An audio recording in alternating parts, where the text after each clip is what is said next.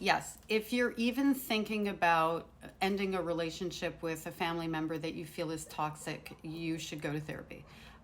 Don't make that decision alone because you're in a highly emotional state likely and you need extra support.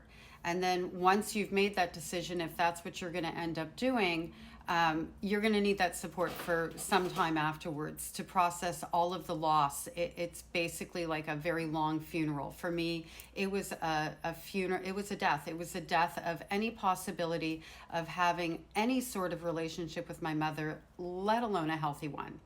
That's part one. The other part to this is that I wished my mother would have gone to therapy with me. I wanted to go to counseling with her in my adult life. She refused.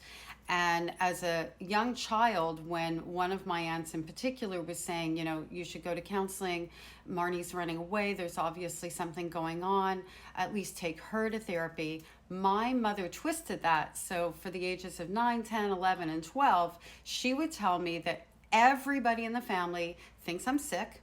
They think that I have a mental problem in my head, that I need to go to a shrink and maybe even be committed. Like that was the gaslighting she did on me. And it wasn't really difficult because anything my mother said to me, I believed.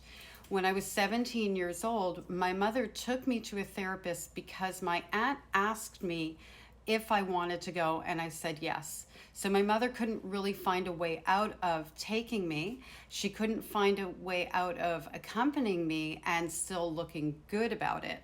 So what did she do then? She manipulated me again, and she told me that the therapist, because she was the one paying her, would disclose anything I told her and likely not believe me anyway because, again, I was sick in the head. And so what did I do in turn? I stopped going to therapy because I was terrified.